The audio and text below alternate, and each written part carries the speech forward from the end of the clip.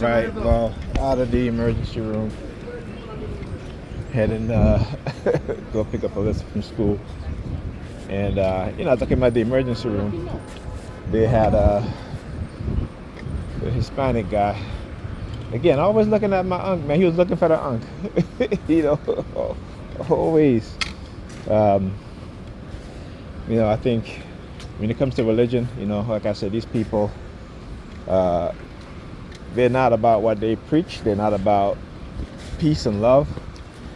Because we know that they'll go to war for their gods. They'll kill for their gods. Their insanity, their hypocritical and contradictory mindset, And so, I gotta call them out, man. Just like I said, you cannot be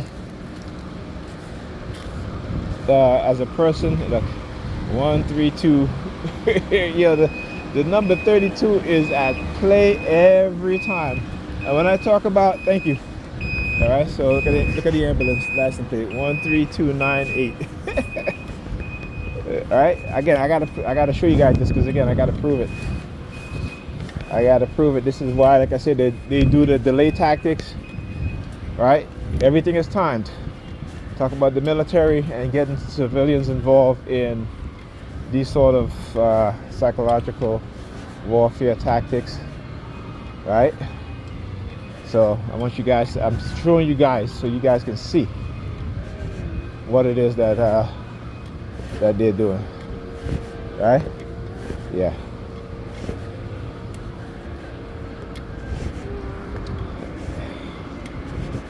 Like I said, my purpose is to expose them in every single way. And when you have a state that feel that they can do, or those working in the state that feel that they can do whatever they want to do to a human being or to human beings, and then you have some of the most vulnerable, they get to participate in this. These are the same people who they themselves are being attacked by the states, by the state, right? They themselves are being attacked by the police. They themselves are being attacked by those in the military and the government. They themselves. But I just want you guys to see and understand how powerful brainwashing and religious indoctrination is, and what it can do to the minds of human beings, right? And particularly with those who are experts at these sort of programs, these sort of psychological programs. And I always say, look at the only group of people in America, all right, who engage in self-destructive behavior. Let me go down this way. Who are highly dysfunctional, who have dysfunctional family units, right? Who community that they live in operates on a high level of dysfunctionality, in which also who the churches, who used to be some of the most active participant in terms of creating good family unit and family structure, have now abandoned that practice, right? They're all about keeping us separated and single, because again, they have been using psychological manipulation on our women, black women in particular, to keep them as their cash cows. So, like I said, this is why they don't respect their husbands, but they respect the pastor. This is why the pastors are sleeping with the women in the churches, and it still goes on. All right, the pastors are sleeping with the women in the churches. And it's that power dynamics, right? It's the cult leader mentality, right? Let's just look at the numbers. Particularly when it comes to black women, the most religious at over 80% of all other group of women in the United States. Okay? So as more and more people realize what's going on,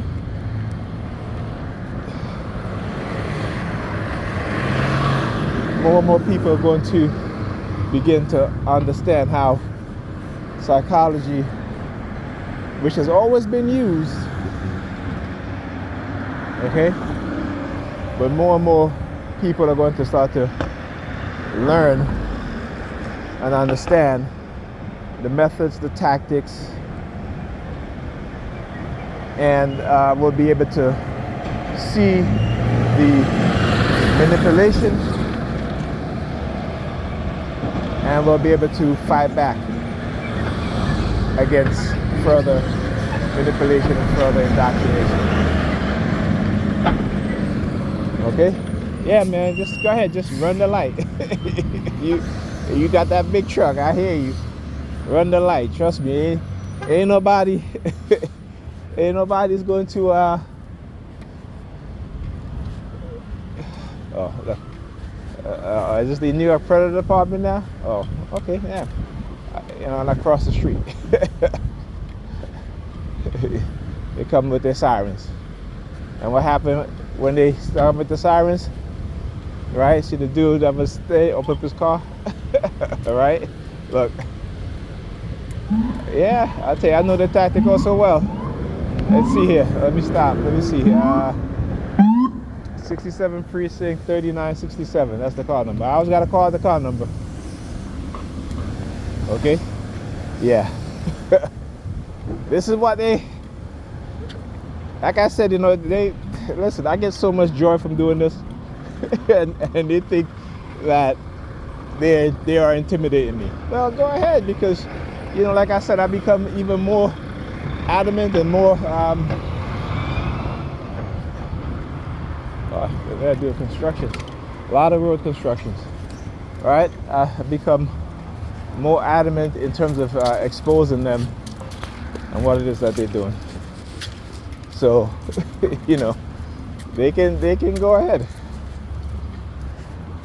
But when they think, when they believe that they're all powerful, because they have the power of the state,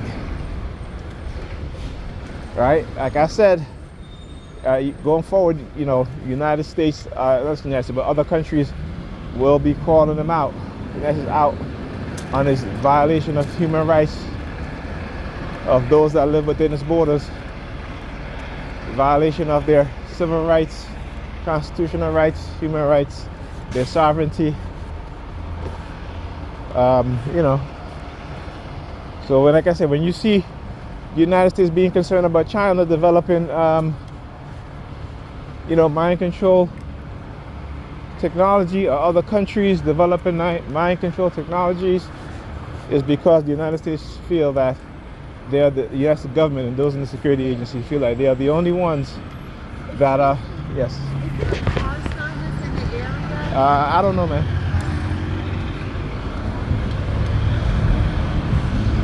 Right? Because they feel that they are the only one that can abuse and subject people to these sort of crimes and experimentation, and no other country can do it. And listen, I don't think any country should be doing this, but I'm just calling out the hypocrisy. Okay? I'm just calling out the hypocrisy. All right? So whether it be China or wherever other countries that are doing this, I don't support that. So don't take what I'm saying and be like, well, since they're doing it to you, then it's okay. No, it's not okay. I'm just calling out that the United States will get on the world stage, talk about China violating human rights, North Korea violating human rights. You got an ice cream truck again. I love you. Is a cracker one on watermelon. Right? Cracker one on watermelon.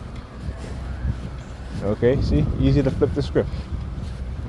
Anything they do, you just reverse it. Right? Anything they try to, what's the subliminal message? You just reverse it. Okay? So, crackers want a watermelon. Ha ha ha ha. Crackers want a watermelon. Ha ha ha ha. A lot. Okay? So, yeah. And I'm glad. I'm glad.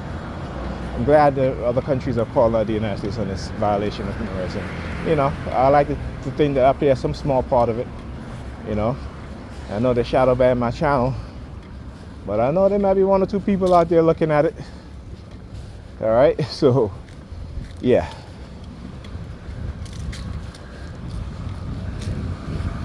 Like I said, to make people become more aware of what's going on. You know, that's I've been part of my goal for the past decade and a half. You know, really researching the stuff. Oh, also this morning I woke up around, it must have been very early, like around 7 something in the morning. And yeah, they had the helicopters going off. You know, I was surprised. I opened up my eyes this morning. I didn't hear police sirens, but I did hear a car honking. Right, and then soon after, followed by, I would say probably about a few minutes later, here fire trucks. And the next block down, cowards. Cowards. Yeah, this is what they'll start to do. All right. All of a sudden, they won't get so close anymore. Like I said. So anyhow,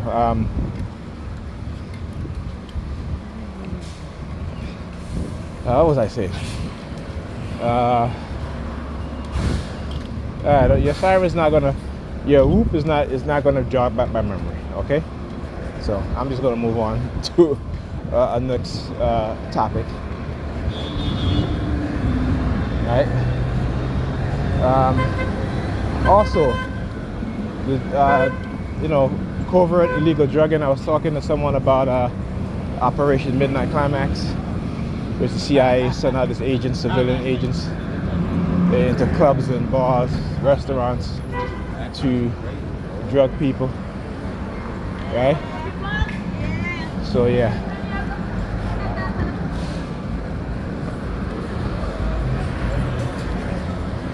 You know, I was trying to remember I've been trying to remember that for the past couple of days now. I was like, you know, I've read it, I know I have the documentation about it, right? And, you know, yeah, it was called Operation Midnight Climax. They're doing it in New York, Chicago, LA, you know, San Francisco.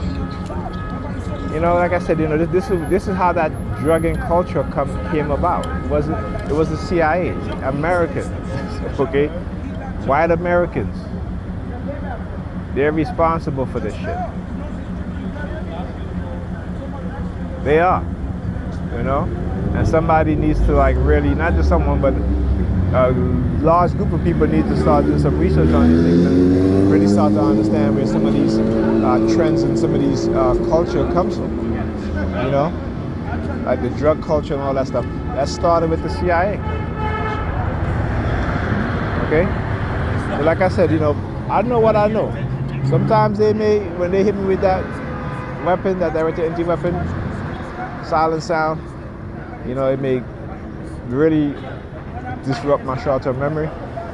But this is why I always go back and look at the documents over and over again. See, I've learned to do that. I've learned to, you know, because I know my memory don't retain things long. So I gotta look over the past few years, you know, the amount of stuff that I've read, I should be able to retain at least 80% of it. But I don't even retain at least 20% of it, okay? I'm going by the 10%. And this is why I always got to go back and reread these things. So whenever I do videos on personal persuasion programs, I got to keep doing it every couple months.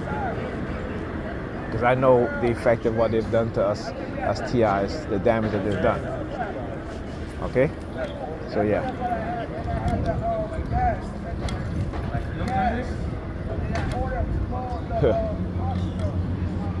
Oh yeah. Like I said, come on, let's do it. I'm ready to have this fight. Let's go. Let's go. Because you know why? I know the law. Okay? I know. And this is one thing. Again, conspiracy against rights. Okay? And they think they can get away with it because they've feed information to the people in your community, outside your community about you as a TI, running their propaganda. So when you say, oh yeah, they got everybody, they'll say, oh yeah, you crazy. Oh yeah, you crazy. That's how they get away with it. Because the minute you start challenging, and the minute you start fighting back, is when they want to use the crazy label. All right? That's when they want to start using the crazy label. You know, like I said, you got to understand and know their personality. You got to understand what kind of people we're dealing with. The dark triad personality types and those that religious indoctrinated. They have distinct personality traits. Okay? You know, these religious fanatics, they have infiltrated in every aspect of society, particularly even psychiatry. So they use it. Because remember, too, people that used to talk about God is speaking to them, they used to be labeled as being crazy. But all of a sudden, they're not labeled as being crazy anymore. And all of them will tell you God is speaking to them. Right? And even in their Bible, the Bible tells you that God don't speak to you anymore. And if you want to hear God's words, and you got to go to the Bible. But you got to go to an expert who studied the Bible, who interpret the Bible in what they would call the right way. But this is not what they're doing. They all take it from the Bible, what they want to take out of it, right? And living their life how they want to live their life, and ignore the rest. They ignore the rest. There's no other religion that does that. Judaism, Islam, don't do that. Okay, they adhere to their strict principle. Yeah, they may have different in terms of, you know, some of the more harsh things in the Bible. They may not. They'd be like, you know, that was back then. This is different now. But they don't take the word of their so-called God and twist it, you know, to suit their lifestyle. They don't do that. Christians do that. This is why, again, you have so many denominations. This is why, you know, you have people who, because they go to church and the pastor is speaking against their lifestyle, they don't go to church, and they'll tell you, well, you know what, I just will have a one-on-one personal relationship with God, and God speaks to me, whatever. God don't speak to you. Your ass is crazy. Okay? You just want to live your lifestyle, but understand that how you're conditioned into that lifestyle. You know, and like I said, I'm not saying that everyone that went through trauma is like that, but most people who identify as such, when you look at their background, they go through some form of trauma. And again, I'm not saying this. Go look at the studies. Go look at the research. All right? As opposed to people who say, well, I was born this way. All right? You know what I'm saying? The people who say I was born this way are not the majority. The majority is people who have experienced trauma that, as they get older now, have adhered to that alternative sexual lifestyle, right? Again, you know, but we don't, you know, like I said, go look at the study, go look at the research. It's there. Anyhow, I'll talk to you guys in the next video.